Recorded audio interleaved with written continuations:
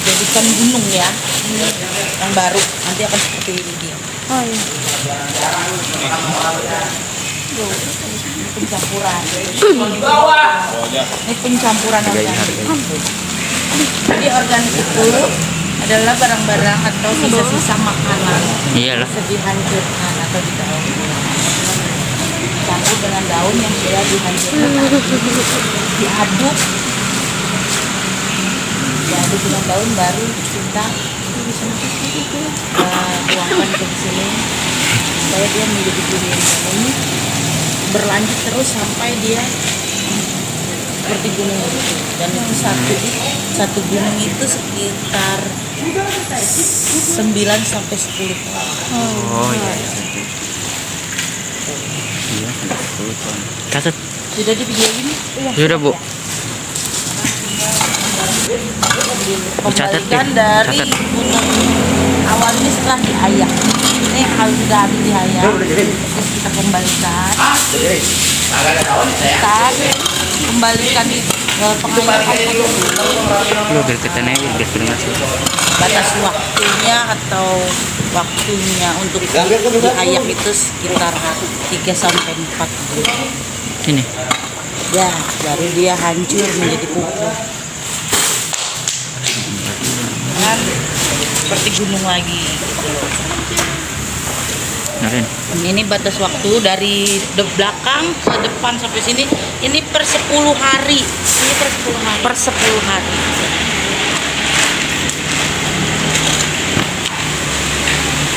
Jadi nanti setelah 10 hari dibalik lagi hingga ke saatnya di ayak. Wah, ini pindah-pindah terus. Sudah ditutup. Sudah, Bu. Bukan saya yang kemarin nggak habis ya. Ini adalah pengayakan. Kita masih pengayakan manual ya. Iya, Bu. Iya, Bu.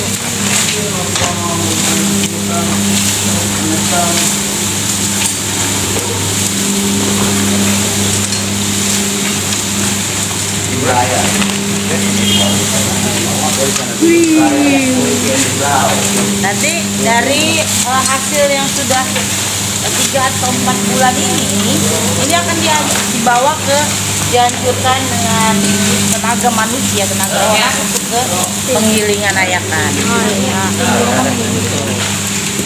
Oke, nah ini setelah diayak ini ikutin. Setelah diayak ini akan ditaruh hasilnya seperti ini.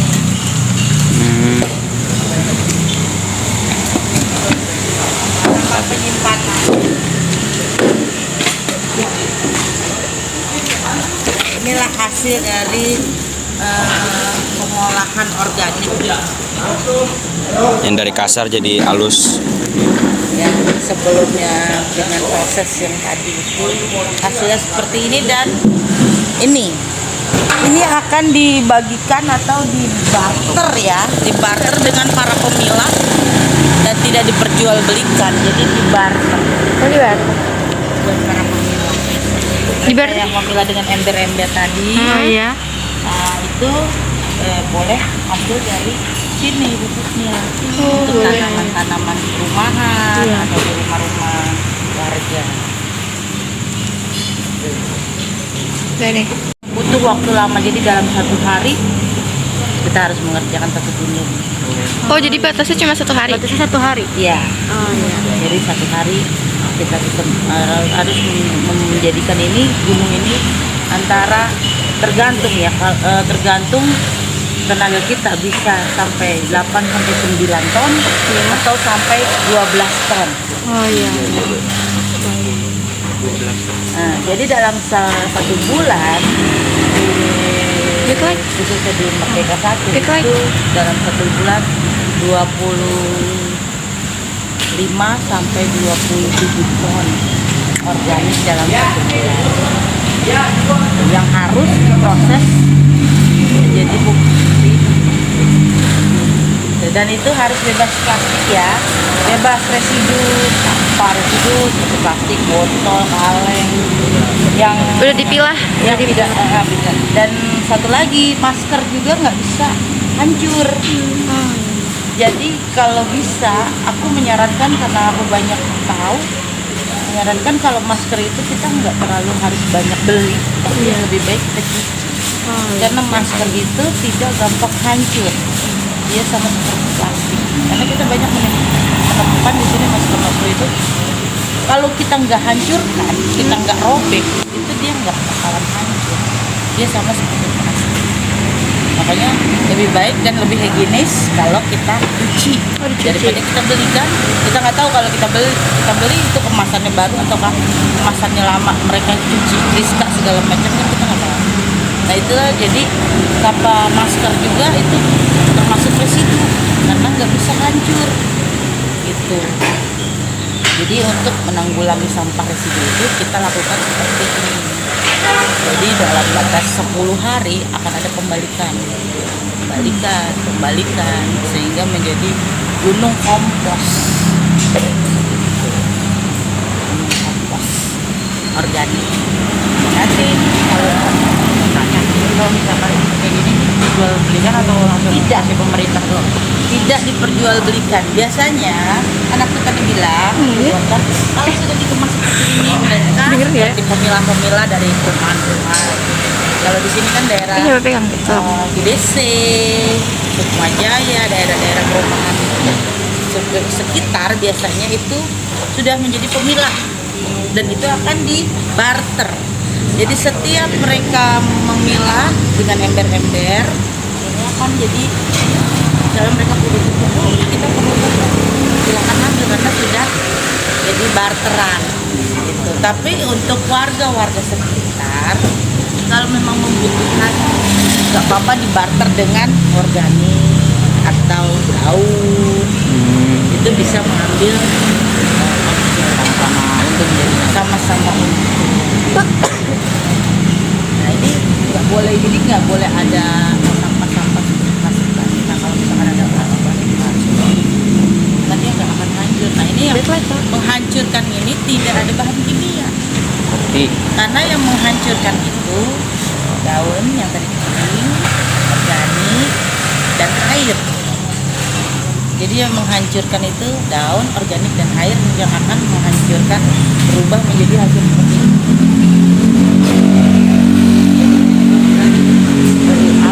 Dari alam, tidak ada bahan kimia. Jadi ini harus diproses. Makanya kenapa dia dibalik, biar mereka tercampur dalam proses pembakaran, fermentasinya merata. Gitu. Kadang-kadang mereka dinas-dinas pertamanan, dinas pemadam kebakaran, dinas ataupun warga sekitar ataupun para pemilah mereka boleh ambil. Gitu. Jadi di sini enggak di sini aja pemilahan untuk pembuatan kompos. Kita di Kota Depok itu ada sekitar 30-an. Jadi kalau di Sukma Jaya ini kita ada dua, Merdeka 1 dan Merdeka 2. Oh, di ujung sana. Merdeka 2 juga ada pemeliharaan maggot. Jadi maggot itu adalah belatung, belatung yang besar-besar itu. Buat apa? Berapa? Mereka biasanya buat mancing. Oh, buat mancing. Dan jadi kadang-kadang para perumahan itu akan meminta barter seperti itu. Inilah mangkuk organik, pakai ember. Baik Bu, baik.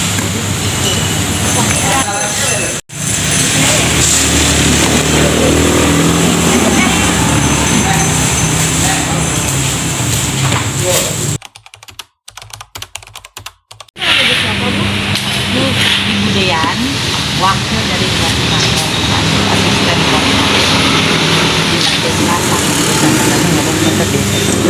Kita ada lupa. Gue aja ya. Awal pengolahan sampah ini yang tadi saya sudah jelaskan dari pemahaman dari tadi mobil organik masuk sampai ke tempat ini, itu organik itu akan dipilah. Jadi memisahkan antara plastik dengan yang bisa didaur ulang seperti sayuran, daging, sisa-sisa makanan. Misalkan dengan plastik, botol, kaleng, atau yang bisa didaur ulang. Setelah itu akan dicampurkan dengan daun yang sudah dihancurkan atau dikukus. Nah, setelah dicampurkan dengan daun itu kita akan membentuk satu buah lingkaran yang akan menjadi satu buah gunung, yaitu gunung Mongkias. Tadi untuk pengolahan itu berapa lama ya, Bu? Untuk pengolahan dari awal sampai dengan kita hasil proses pengayakan itu sekitar 3 sampai 4 bulan baru bisa menjadi pupuk yang sudah halus. Ya, jadi dia akan menghancurkan dengan sendirinya karena ada unsur dari air, daun yang sudah dihancurkan, dan organik. Gitu. Itu tidak ada pakai bahan kimia. Jadi ini secara alami dengan daun, karena yang menghantarkan panas itu daun. Daun itu menghantarkan panas, ini yang menghancurkan organik, yang membantu organik hancur. Daun dengan air. Jadi kalau misalkan nanti sebentar kita akan lihat ya bagaimana panasnya di daun. Jadi inilah secara proses yang tidak pakai bahan kimia. Tapi juga harus dibantu dengan air. Kenapa? Karena air itu memancing supaya panas dari daun itu keluar dan berbaur dengan organik. Oh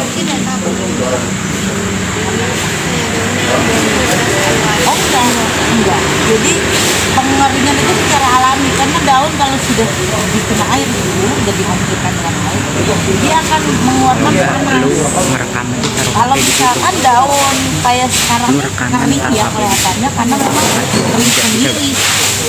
Kita hanya menerima dari penerbangan seperti dinas penerbangan di jalan raya, pohon-pohon. kerajaan berguna. Nanti dilarikan ke sini atau warga yang meninggal pohon karena terlalu besar atau terlalu. Nah, kita hanya menerima daun, tidak dengan batangnya. Video aja kali ya, tapi di ke bawah ya. Ranting-ranting seperti Dapat di situ. ini itu nanti akan diolah Masuk aja ke tempat di sebelah itu. Jadi berikan dia pembuatan pengganti gas, bahan-bahan gas. Jadi ada briket yang bisa mengolah sisa ranting. Karena kita hanya memakai ranting kecil dan daunan, gitu. Tidak bisa untuk bahan-bahan. manfaat dari limbah organik apa aja? Manfaat limbah organik ya banyak, selain itu kita juga bisa melestarikan lingkungan kita. Jadi sebenarnya yang kita nggak tahu itu yang harusnya sepele buat kita gitu kan, karena kan kita kalau habis makan males nih gitu. Udahlah buang aja. Sebenarnya itu akan menjadi satu yang berguna masyarakat kita,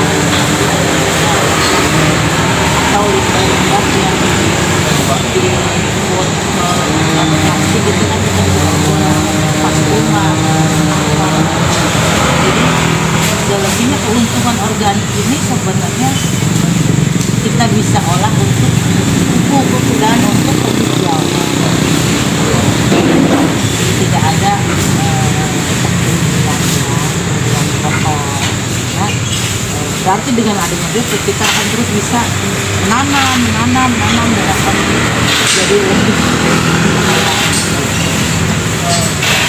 Tadi kan ibu di sini ada 2 cabang sama yang Gantian udah megang. apa prosesnya itu sama kayak gini juga yang di sana? Sama semua UPS itu adalah unit pengolahan sampah. Jadi setiap UPS itu dalam pengolahan kami sama. Cuman mungkin metode pengerjaannya yang berbeda, karena kalau setiap UPS itu pasti ada ciri khas atau suatu hal yang pengerjaannya beda. Iya, betul. Jadi tapi untuk cara SOP pengolahan itu harusnya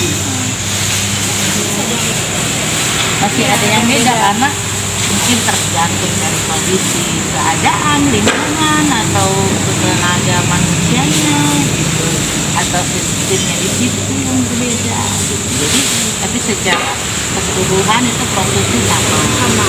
Dan itu di M2 di Merdeka 2 ini ada maksudnya pembuatan maggot.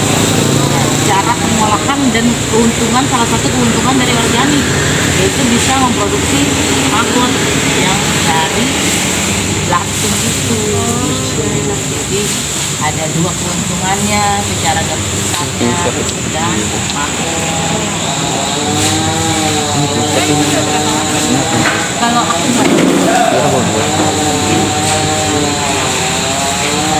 juga baru memiliki bidang di mana awalnya kita berpikir sampah. Kadang orang memandang sebelah mata kita kerja di sampah. Ternyata di sampah itu adalah satu momen di mana kita harus jadi kebanggaan kita.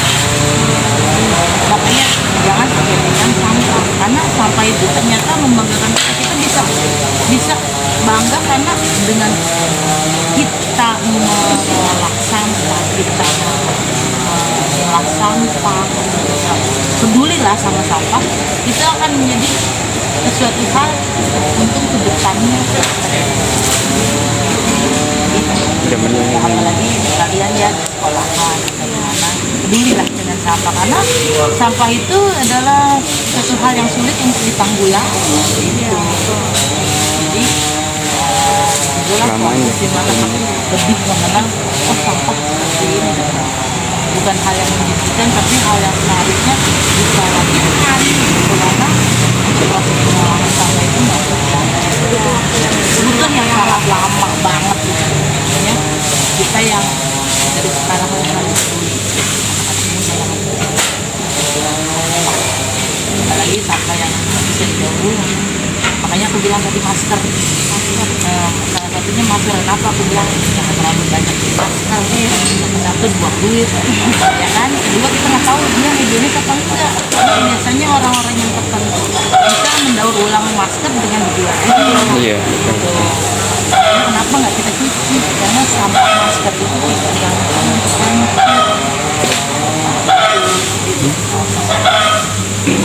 Berarti tempat ini udah lama banget ya? Baik, baik.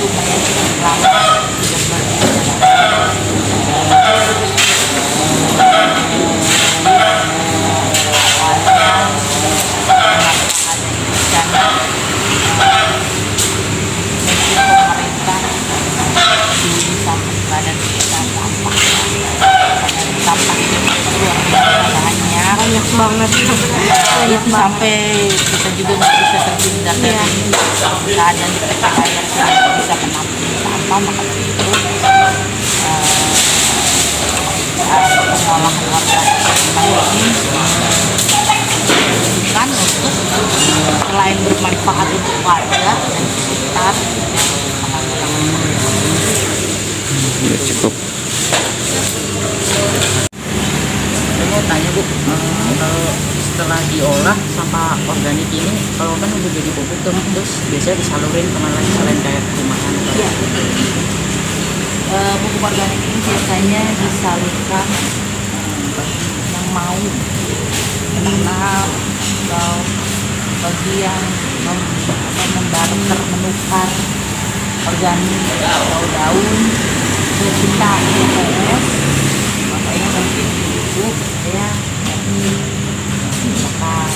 Jadi bagi mereka yang membarter atau menukarkan organik dengan pupuk, jadi dan juga ini penyalurannya ke dinas, ke sekolah-sekolah,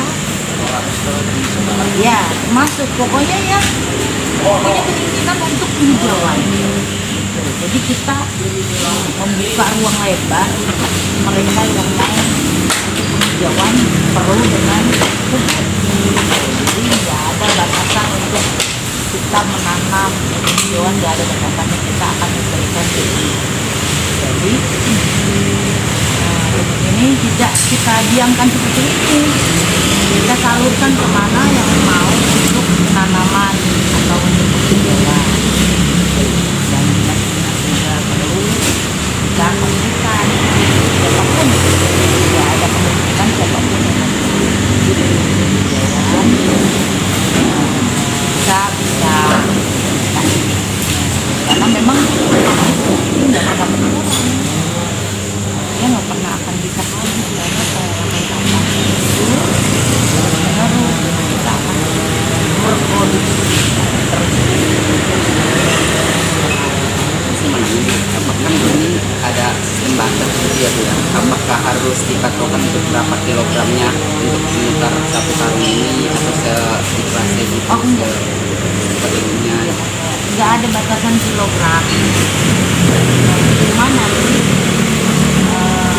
ditimbang, biasanya ditimbang organiknya untuk mengetahui atau mendata dan untuk pendataan laporan keuangan. Jadi nggak ada batasan berapa kilo, apalagi untuk warga atau mereka yang mau menukar gitu, nggak ada itu batasan per kilo. Cuma timbang atau nanti datanya dan kita ini juga diberi untuk sesuatu yang menginginkan ya seperti barter dengan tahu yang bisa hadir.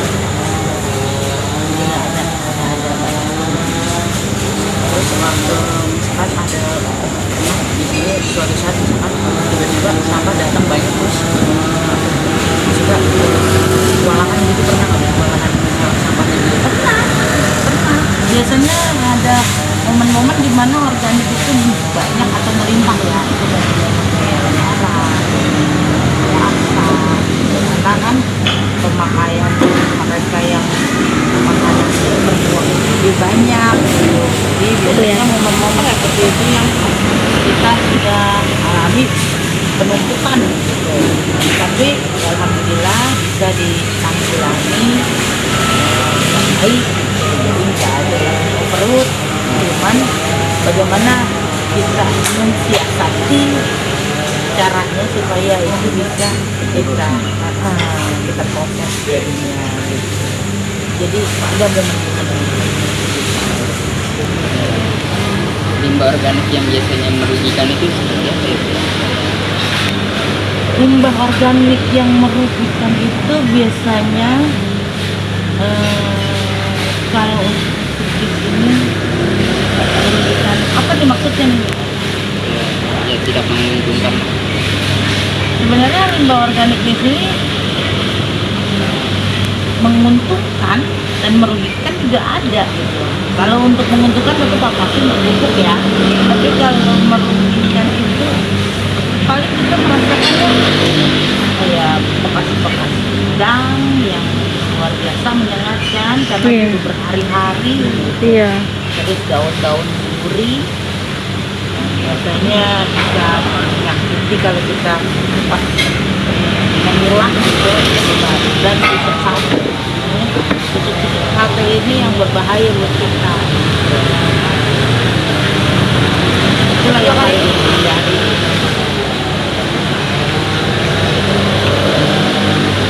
Saya mau nanya nih, pertanyaan terakhir, apakah semua sampah organik itu bisa diolah? Sampah organik itu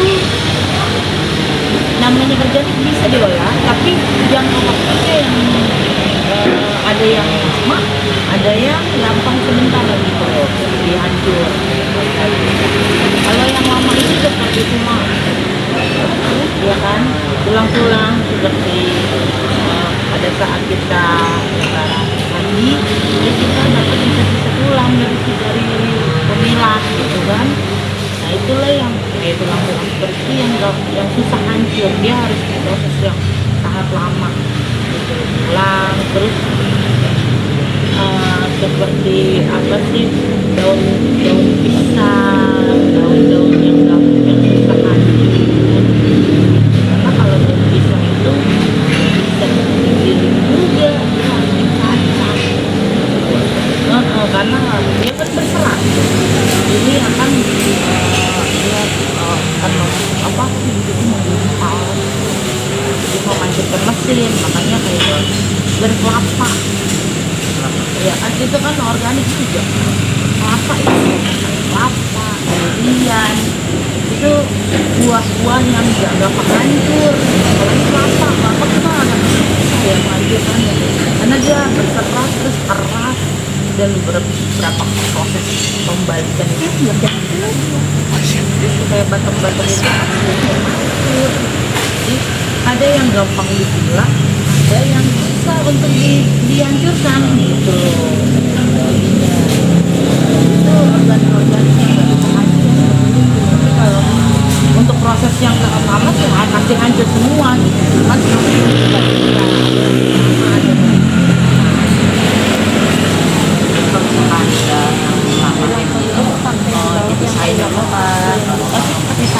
Karena akan melambatkan pembuatan ini, dia akan dipisahkan. Bisa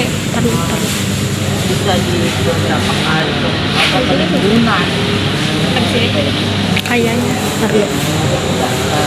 Jadi proses yang ada karena kita untuk bukan menghambat proses penggilingan nantinya, pengayakan.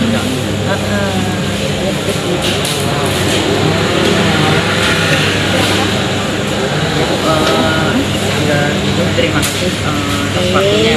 Ya, nanti kalau aku juga kalau misalkan ada yang kurang, Makasih ya, Bu. maaf gitu, kiranya kenapa katakan bersama Iya, Bu. pengolahan sampah. Iya. Saya hanya berharap anak-anak muda itu peduli Iya. sama sampah dan sama penghijauan. Kalau misalkan dari sekolah mau ada penghijauan, silakan bawa ke sekolah. Iya. Dan ke Iya. ada program Iya. bisa dibantu untuk penghijauan. Jadi nggak ada batasan siapapun yang mau menjalankan cara pengolahan sampah atau mau praktek di sekolah caranya pengolahan organik seperti ini, silakan. Gitu. Nanti mungkin ada aku perlu bimbingan dari mana caranya. Nanti kita bisa kirim orang atau aku sendiri nanti. Iya, siap. Karena Iya, Bu. inilah cara penanggulangan COVID. Jadi nggak ada batasan kalau untuk kita berbuat baik ya. Iya. Lagi untuk kebersihan sebagai kita jadi harus memperbaiki. Siapapun, apapun kalau memang dibutuhkan kita siap. Iya. Sekali lagi makasih ya, Bu. Terima kasih banyak ya, Bu.